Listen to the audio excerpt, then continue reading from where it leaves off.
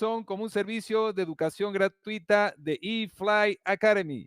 ¿Quieres más contenido? ¿Quieres más charlas? Visítanos en www.eflyacademy.com.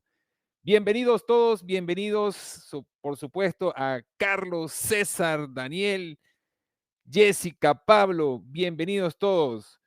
Recuerden que eFly Academy es una escuela que demuestra que la distancia y los horarios no son excusas para volar.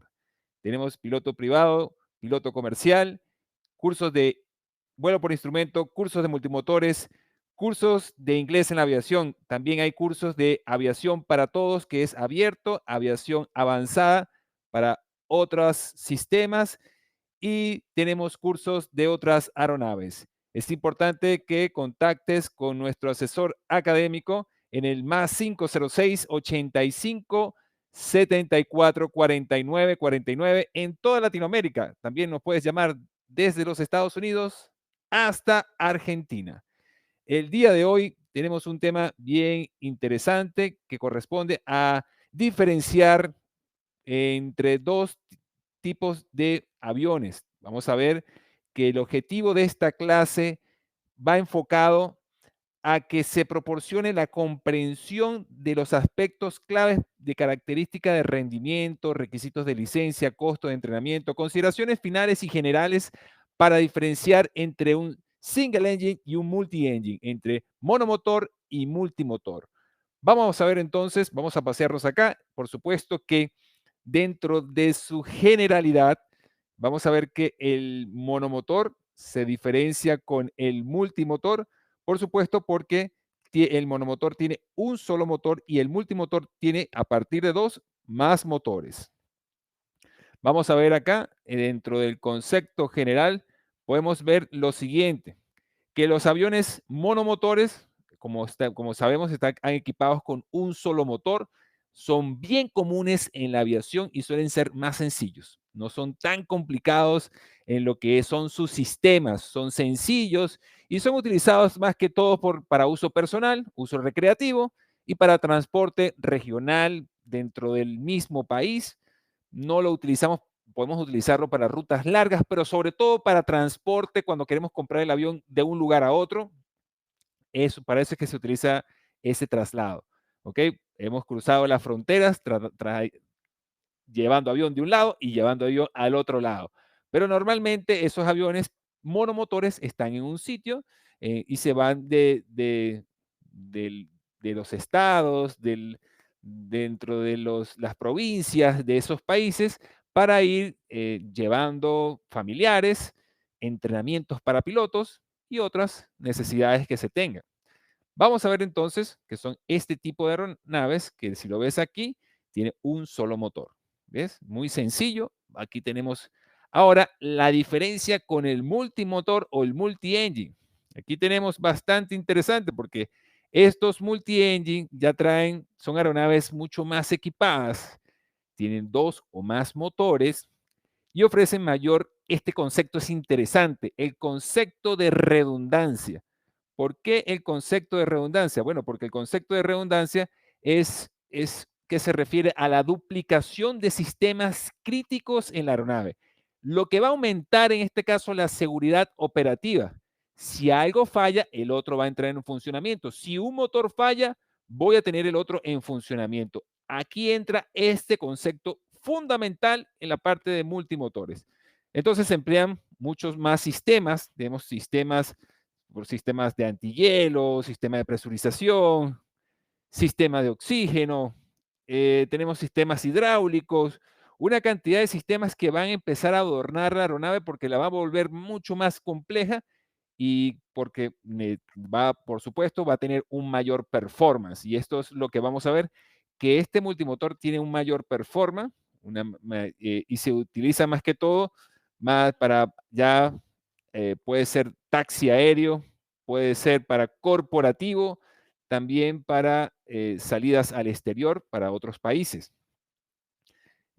Tenemos diferentes categorías de multimotores. Dentro de las categorías de los multimotores tenemos por debajo de las 6.000 libras, por encima de las 12.000 libras y por arriba de ellas, que son los aviones pesados. Sin embargo, hablaremos de los que estén por debajo de las 6.000 libras de más o menos. Podremos ver ahí esos tipos de aviones por debajo de las 12.000 libras. Aviones ligeros, aviones, por ejemplo, el Varón, el Cessna 310. Y tenemos una cantidad de aviones que son ligeros que puedes referenciar en este caso de los multimotores. Bien, aquí tenemos un ejemplo. Vean acá, aquí tenemos este ejemplo, vemos que tenemos dos motores y vemos que son del tipo de pistón, así como el mismo monomotor. Lo estamos haciendo de misma categoría de pistones, ¿ok? Motores endotérmicos, alternativos, recíprocos. Ese es el sinónimo. Vemos que dentro de su performance, vamos a ver el performance, dentro del performance, estas aeronaves comparado del multimotor, el multi-engine con el single engine, el multi-engine siempre viene a ser mucho más pesado, ¿ok? Viene siendo más pesado y por lo tanto por la cantidad de sistemas que requiere. Ya por ahí vamos una diferencia dentro de ellas bien considerables. Otra diferencia interesante, vemos sus V-Speed. Su V-Speed va a empezar a cambiar. Y como habíamos visto en las anteriores charlas, tenemos que dentro de los monomotores tenemos la velocidad de pérdida, ¿ok? La velocidad de pérdida, la velocidad de pérdida, en este caso en configuración de aterrizaje, velocidad de pérdida en configuración limpia. Luego tenemos tenemos las marcas de la velocidad de extensión de flaps, ¿ok? Lo que tenemos acá, la extensión de flap. También tenemos la velocidad de no exceder, tenemos las marcas de colores blancos o lo que son las franjas blancas, las franjas blancas, verdes, amarillas y la roja de no exceder, never exceed. Aquí, en este caso, en el vamos a poner acá el monomotor. Aquí está el monomotor. Te lo voy a colocar acá, monomotor. Monomotor, ok. Aquí te lo pongo, acá está monomotor. Lo pasamos para acá para que lo veas. Y aquí te voy a poner el multimotor. La mayoría son así. Vamos a verlo aquí. Multimotores. Ok, aquí lo tenemos. ¿Ven? Aquí tenemos la diferencia. Vamos a ver aquí velocidades interesantes, como por ejemplo, aquí tenemos la Blue Line. Esta Blue Line que está aquí es súper interesante. Si ves aquí una marca que está acá, esta la llaman la Blue Line. Esa Blue Line que aparece ahí, que no aparece en los demás, es la velocidad de seguridad con un solo motor, con un motor inoperativo. O sea, que está un solo motor operativo y ese va a ser el mejor régimen de ascenso con un motor inoperativo. Esa es la velocidad en la que deberías, a partir de ahí, de buscar la velocidad para que se mantenga o supere, en este caso, esa velocidad para que empiece el avión a ascender. ¿Ok? No puedes superarlo mucho porque si inclusive vas a aumentar el ángulo de ataque y ahí entonces, o vamos a disminuir el ángulo de ataque, mejor dicho, y entonces en este caso vas a disminuir la rata de ascenso y lo que queremos es buscar altitud para, en este caso, devolvernos o tomar una decisión en ese momento. Recuerda que estamos en este concepto tan interesante que es el concepto de redundancia. Entonces, en ese punto es bien importante que tenemos que lograr alcanzar esa velocidad de seguridad con un solo motor. Tenemos que buscar que el avión esté totalmente equilibrado, que sus compensadores estén adecuados, porque si no compensamos el avión, aquí nos puede tomar por sorpresa el mismo torque del motor operativo en función del motor que no está operativo. Y ahí vamos a tener una diferencia de torque que nos va a afectar, en este caso, en el control de la aeronave, en la estabilidad de nuestro vuelo y puede hacer que el avión de alguna manera se vuelva incontrolable. La idea es controlar la aeronave para que se mantenga muy cercano, muy por encima de la velocidad de Blue Line, que es la línea azul que vemos ahí. Y aquí tenemos, por supuesto, las mismas marcas que tenemos en el caso del monomotor. Tenemos la franja roja, la amarilla, la verde, la blanca de flaps, ¿ok? Y por acá la velocidad de pérdida también con, en este caso, en configuración limpia. Aquí tenemos otra diferencia. Hay también otra diferencia en cuanto a las velocidades, porque hay unas velocidades que se asocian también, como por ejemplo la velocidad mínima de control en el aire. Voy a colocarla acá, no aparece marcada en el velocímetro, en el Airspeed Indicator, la BMC,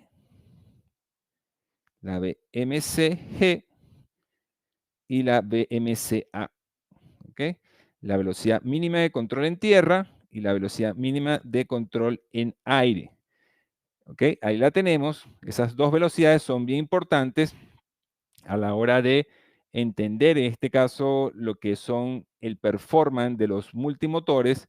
Y tenemos que, por ejemplo, disculpe, para la velocidad en control en tierra, de la velocidad mínima de control en tierra, esa velocidad es la mínima velocidad de control en tierra, la cual se puede mantener el control direccional del avión durante el despegue con un motor inoperativo, ¿ok? Esa es la velocidad mínima de control. Para el caso, o para la otra velocidad que está acá, esa es la que estamos hablando ahorita, en tierra, ahora vamos a hablar en aire, esta que está aquí. ¿Ok? Para el caso de la velocidad mínima de control en el aire, es aquella velocidad mínima de control, es la más baja velocidad a la cual el avión puede tener controlado, en este caso, las superficies de control, ¿ok? Con un motor inoperativo. Es la mínima velocidad que el avión se puede mantener con un motor inoperativo en el aire, ¿ok? Estas dos velocidades, ¿ok? También tenemos otro de los puntos importantes que vamos a ver mucho más adelante, que corresponden a parte del performance. Pero en este caso estamos viendo las velocidades. ¿Ok? Vamos a ver acá en el caso del control de las hélices. Si vemos acá, si ven aquí y podemos hacer un poco de zoom, vamos a ver acá, lo que sucede es que no, aquí hay dos hélices, lo que sucede es que no se ven, están muy juntas. Si ven aquí el piloto está haciendo un reglaje. Ese indicador, en este caso es el manifold pressure. El manifold pressure es un indicador de potencia para las aeronaves de pistón, las aeronaves con motor alternativo. En este caso, si ven que las agujas están casi iguales, porque es importante que los motores estén viajando a las mismas revoluciones. No podemos tener un motor que viaje a una revolución más que el otro. Y eso genera, en este caso, descontrol en la aeronave y también un efecto de ruido distinto. Entonces, el piloto se acostumbra a que en este caso, el motor de un lado esté igual al otro. Normalmente los aviones tienen un motor maestro, puede ser el del lado izquierdo, y que con un instrumento, si ustedes ven acá, un instrumento que se llama el Synchrophaser, este sincronizador va a sincronizar automáticamente, pero primero tenemos que hacerlo manualmente, unir en este caso las revoluciones de las hélices, y después que nosotros hacemos el control manual, usted presiona el sincronizador y él va a sincronizar la hélice esclava a la hélice maestra. Por decir en este caso, la hélice maestra va a ser la izquierda y la hélice esclava, que es la derecha, va a seguir las revoluciones de la hélice maestra. En algunos aviones no se permite hacer cambios en la hélice si no desconectamos el sincronizador, porque lo daña. Hay otros que no hay problema, usted coloca el sincronizador y puede hacer los ajustes en las hélices y él se encarga de ajustar las revoluciones a las mismas RPM. Eso es como si tuviéramos un pie avanzando más que el otro. Tendremos que avanzar los pies de la misma manera. Así debería avanzar el motor. Y esto es muy importante a la hora del control de la aeronave. ¿Por qué? Bueno, porque en este caso, la hélice, si no se controla, por ejemplo, que tengamos una hélice parada, aquí se va esta hélice y se para en esta hélice, el piloto tiene que tener la habilidad para poder controlar la aeronave y mantenerla en su ascenso sin perder el control de la alineación de la pista, en este caso del ascenso, y en el mismo caso en el vuelo. Él debe mantenerse dentro de la alineación de su pista, mantener ese control. El piloto no puede perder el control de la aeronave, debe estar atento. ¿Por qué? Porque de alguna manera esa hélice, si no tiene autoembanderamiento, eso quiere decir que se pone a 90 grados para no ofrecer resistencia al avance, esa hélice puede generar una fuerza terrible. Entonces este piloto tiene que tener una habilidad muy rápida para colocar esa hélice en bandera, ¿ok? En este caso colocarla así, en este caso cortando el aire para que no ofrezca resistencia porque se puede poner de esta manera y esa hélice empieza a generar un drag terrible. Mientras más palas tengas en la hélice, mucho más drag tiene. Mientras más palas tiene, por supuesto, tienes mucho más performance. Eso es como si tuviéramos gente remando, ¿ok? Y alguien detiene la pala, eso pasa igual. Ahora, si lo ponen así y va a pegar el agua por encima, no pasa nada. Pero si esa hélice se coloca de esta manera, que es el paso o un paso de alguna manera de mascada, esa hélice genera resistencia. Entonces el piloto tiene que tener esa habilidad para controlar esa hélice, colocarla de manera de bandera para que no ofrezca resistencia al avance, compensar su aeronave y mantenerse volando con un solo motor inoperativo. Esa es la habilidad que tiene que tener el piloto y a eso se enfrenta este piloto durante el ascenso o durante cualquier fase de vuelo. También puede ocurrir en descenso y eso también en descenso es interesante porque el piloto en descenso viene con un motor inoperativo y cuando en este caso reduce la potencia, el motor que tiene la fuerza y el avión está compensado, empieza a generar un descontrol en ese momento y el piloto tiene que controlar la aeronave poco a poco con sus compensadores, tanto compensador de, en este caso del rudder, como sus compensadores de los alerones. Ahí también tiene que verificar sus compensadores, tenerlos bien, en este caso, compensados, de manera que se mantengan en la presión que necesita el piloto para mantener ese control direccional de la aeronave. Bien, vamos a ver acá entonces del caso de del performance, que ya hemos visto de la hélice, vamos a ver en el caso del performance de los monomotores. Ahí vemos que la mayoría de las gráficas de performance van a ver que siempre van a nombrar la velocidad de mejor ángulo de ascenso y mejor régimen de ascenso. ¿Ok? El Best Angle of Climb, el BX y el BY, que es el mejor régimen de ascenso, mejor tasa de ascenso, mejor rata de ascenso, como se dice anglosajonamente. Esa es la velocidad. Son velocidades para, en este caso, por ejemplo, la velocidad de mejor ángulo de ascenso para conseguir altitud en el menor distancia. Vean que aquí tiene la menor distancia, consigue la mayor altitud. Y en el caso o para el Best Rate of Climb, el mejor régimen de ascenso, va a conseguir mayor altitud en menor tiempo. ¿Ok? Aquí está. Eso es lo que va a hacer. ¿Ok? Estas son en función de la distancia, en el caso del BX, y esta va a ser en el caso del tiempo. Ambas van a buscar altitudes. ¿Ok? La BX con respecto a la BY es mucho menor que la BY, porque el ángulo de ataque es mucho mayor, por lo tanto la velocidad es menor. Aquí lo vemos. Eso es lo que se tiene que pensar el piloto en ese momento. Si tiene, por ejemplo, un obstáculo, ¿ok? Si necesita alcanzar la altitud lo más pronto posible. Recuerden que aquí en este avión el piloto está en emergencia en todo momento, ¿ok? El piloto antes del despegue debe concentrarse y debe hacer el briefing de las emergencias, de la falla antes de la velocidad de rotación, falla después de la velocidad de rotación con pista, en este caso, falla después de la velocidad de rotación sin pista suficiente y saber a qué altitud también se podría regresar. Eso es importante hacerlo en el briefing.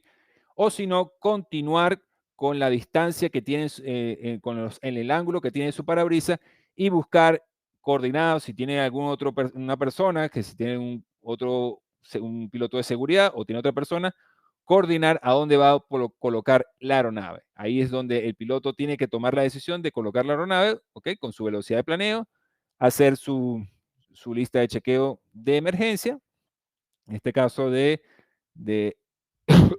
este caso, para un aterrizaje forzoso de descenso, ¿ok? Por falla de motor. Y aquí el piloto, de alguna manera, tiene que estar siempre pendiente de que la falla va a venir. Lo mismo sucede con el multimotor. El piloto tiene que estar pendiente, ¿ok? De que si viene la falla, qué es lo que debe hacer. Sin embargo, a diferencia del monomotor, el avión multimotor puede seguir subiendo. Puede seguir subiendo y estas serían las fases que debe mantener el piloto con el control de su aeronave, ¿ok? Para poder alcanzar el último segmento, que son 4 segmentos, y el último segmento mantendría la altitud final para tomar la decisión si regresarse o continuar al aeropuerto alterno.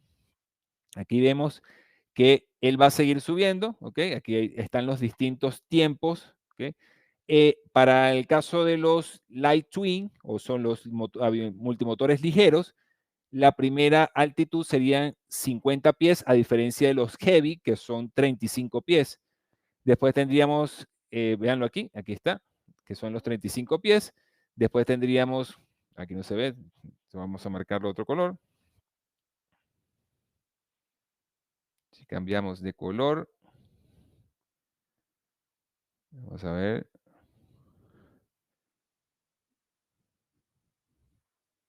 Oh, se fue. Vamos a ver. Vamos a cambiar de color acá.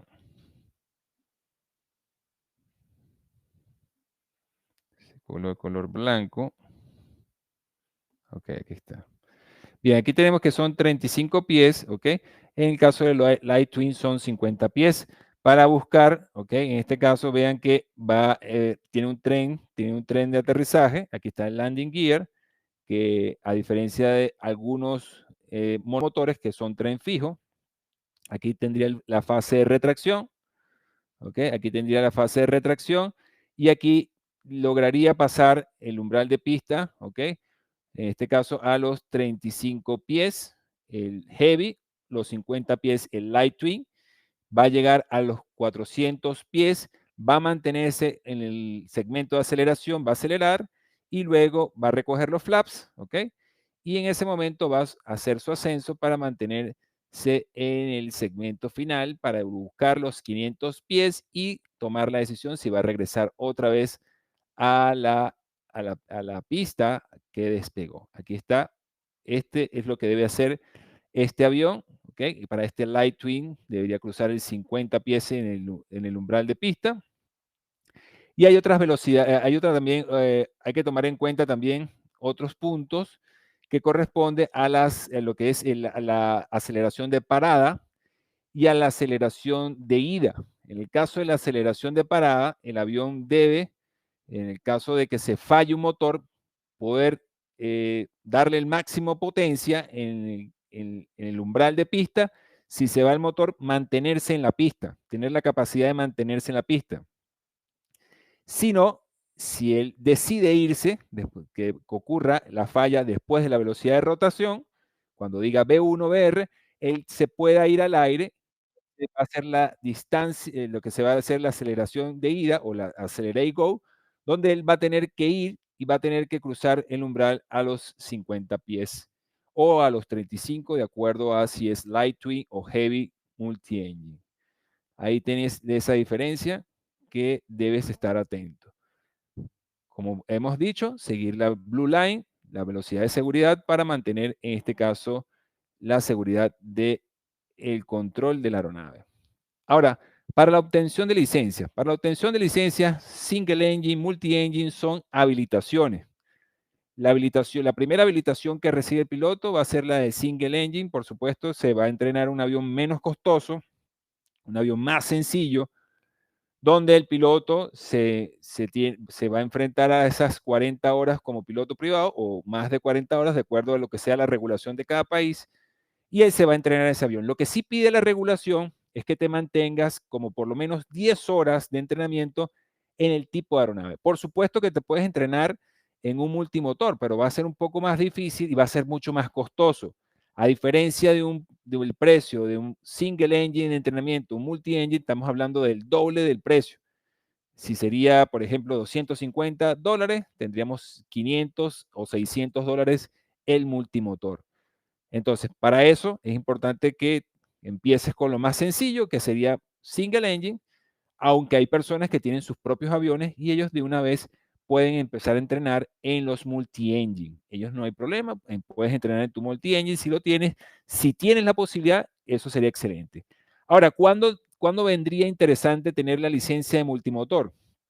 Bueno, hay aerolíneas que piden que tengas licencia de multi-engine con tu licencia comercial e instrumento para poder, y la proficiencia en inglés para poderte aceptar en la aerolínea. Hay otros que no te la piden, sino que te piden el curso del avión, por ejemplo. Entonces, ahí cuando ya tú te gradúas de piloto comercial, tienes que tomar la decisión de si vas a hacer el multi-engine, realmente te va a favorecer o vas a hacer el type del avión. Entonces, ver en qué vas a invertir. Si vas a hacerlo, también puedes volar de forma privada, o sea, con la licencia de piloto privado puedes volar multimotores, pero si vas a trabajar, a recibir el pago como piloto, tienes que sacar tu licencia de piloto comercial. Entonces, con tu licencia de piloto comercial, tomas la decisión si es que vas a irte a multi-engine o te vas a ir al avión que te van a pedir, por ejemplo, una 320, un 737, que también tiene su costo, ¿ok? Son sus costos asociados a su simulador. Lo interesante de los multi-engine es que la mayoría de las aeronaves tienen simuladores. Los single engine pocos tienen simuladores de vuelo. Por ejemplo, quizás en el caso del Caravan, es uno de los aviones que también tiene simuladores de vuelo. Creo que hay otros también otros aviones de alto performance que tienen simuladores de vuelo. En el caso, creo que es el caso de los monomotores Jet, por ejemplo. Cirrus Jet, por ejemplo, tiene su simulador, pero estamos hablando de motores ya de jet, ¿ok? Entonces aquí tendríamos que ver con la autoridad aeronáutica qué tipo de licencia te pide, si es licencia comercial o si es licencia de piloto privado. Bien, aquí entonces tomar la decisión en el caso del entrenamiento, como hemos hablado, que cada uno tienes su requerimiento especial. Fíjense que la inspección de los aviones y el mantenimiento es mucho más complicado en este caso de los aviones multimotores, por supuesto, porque tiene dos motores, tiene ya dos hélices que tienes que ir revisando, tienes que ver sus condiciones, tienes que hacer también su preparación, su prevuelo, su run-up distinto, ¿ok? Y aquí con mucho más fuerza, ¿ok? Aquí tienes mucho más fuerza que en el single engine, ¿ok? En este caso, cuando haces tu preparación, aquí hay una gran diferencia. Si vemos al final de algunas diferencias que podemos ver acá entre el monomotor y el monomotor y el multimotor, ahí nos damos cuenta de que el monomotor mucho más sencillo, mucho más económico, por supuesto, para comprar esas horas de vuelo, menos costoso, para comprarlo también es más económico. Y ahorita hay unos Light Sport Aviation, también mucho más económico, de dos plazas, de dos puestos, que son bien económicos para el caso del mantenimiento, que utilizan también gasolina de auto, ¿okay? Mucho menos costoso para comprar y mantener. Y la licencia es mucho más sencilla, ¿no? Ya la multi-engine, como por decir, necesita un poco más de costo, de inversión, de mantenimiento. Los aviones son más costosos. Tenemos en el monomotor, en el caso del monomotor, tenemos una capacidad limitada de carga. Aquí tenemos una mayor capacidad en el multi-engine y viene el concepto de la redundancia. Este concepto de la redundancia es muy importante tenerlo en cuenta porque en todos los sistemas que tengas siempre vas a tener un sistema alterno que te va a soportar lo que no hacía el otro. Tanto en el sistema eléctrico como sistema neumático, sistema de presurización, hidráulico, combustible, todos los sistemas van a estar en redundancia para lograr la seguridad del vuelo. Por supuesto, hay una ventaja del aterrizaje en las pistas cortas. Los aviones monomotores tienen ese buen punto. Inclusive están los Bush Pilot, que tienen los cauchos, los neumáticos que ustedes ven que aterrizan en pocos metros y son de este tipo de aviones monomotores, donde el aterrizaje es muy corto. Ahora, en el caso de los aviones multimotores, tienen largo alcance, requieren una pista mucho más preparada, mucho más larga para cuidar este tipo de aviones, ¿okay? Sus hélices tienen también, necesitan mayor performance, ¿ok? Aquí tenemos un mayor performance que demanda, en este caso, los aviones multimotores. Dentro de las cosas que hemos hablado, ahí tenemos los costos, los beneficios. Dentro de los beneficios del multi-engine, tener multi-engine es tener una gama de posibilidades. En el caso de la licencia de multi-engine, te da bastante ventaja en el caso de estar en la corporativa, ¿ok? Tiene también estar en la parte privada, o sea, personas que tú le vuelas que tienen sus propios aviones. También te da acceso a entrar a las aerolíneas a nivel internacional y te mantiene proficiente en la parte de los dos motores. Bien, y por supuesto, es un avión que siempre vas a sentirlo mucho más seguro. Sin embargo, hay multimotores que también se las traen y no son tan sencillos también de volar. Hay unos que son muy confiables, he volado aviones muy confiables, pero hay otros que son los light twin, hay aviones que hay que estar muy atento, hay que volarlo, un avión que se vuela y hay que estar muy pendiente cuando se va ese motor, sobre todo el motor crítico. Aquí tenemos un punto importante que se llama el motor crítico, ¿ok? Ese concepto también sale de la parte de multi-engine, ¿ok? Hemos hablado también de otro concepto importante, el motor crítico es importante, que ese motor que una vez que se va, ¿ok? Se falla ese motor, va a generar una fuerza muy grande debido a la distancia que está de la mascada de la hélice con respecto al eje longitudinal. Entonces vamos a tener esa diferencia de torque con respecto al otro motor. Normalmente los motores que son los motores normales, que no son los contrarrotativos, tienen ese motor crítico. ¿Okay? En el caso de los motores contrarrotativos se puede sentir un poco el torque, pero no tanto como se siente en el motor que gira hacia un mismo lado, ¿okay? En este caso. Bien, con esto, si tenemos alguna pregunta, una última pregunta por acá. A ver. Aquí si tienen preguntas. ¿Alguna pregunta por acá? De los multi-engine. Ahí está, sumamente interesante tener este tipo de aviones. Yo aconsejo la licencia siempre de multi-engine, aquí me están preguntando. Yo le aconsejo tomar la decisión ya cuando sea piloto comercial, que haga sus 200 horas, 150 horas. Yo aconsejo que saque su licencia de multi-engine.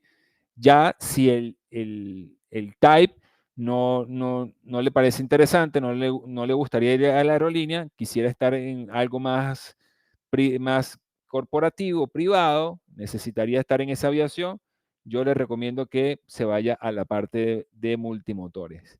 Si no, entonces tendría que dejar a un lado la multi-engine y irse al type del avión. Estamos hablando de A320, 737 u otra aeronave Embraer, por ejemplo, que se puedan entrenar en los simuladores, pero como sabemos, mucho más costoso que el multi-engine, ¿ok? Aquí en la licencia multi-engine puede salir alrededor de $5,000. Estamos hablando de 12 horas de vuelo para que usted sea capitán de nave. Eso es lo que se requiere. Y si la está sacando, en el caso de que la esté sacando como licencia, en su licencia de piloto privado, por lo menos mínimo tiene que tener 10 horas de vuelo en el avión que se va a presentar la licencia. ¿Okay? También se puede volar, te puedes presentar la licencia de instrumento en esa aeronave, no hay ningún problema, pero como sabemos, los costos son más grandes que los monomotores. ¿Okay? Entonces, aquí dice, se puede aterrizar si fallan los dos motores, claro. Todas las aeronaves tienen su velocidad de planeo, todas las aviones tienen velocidad de planeo.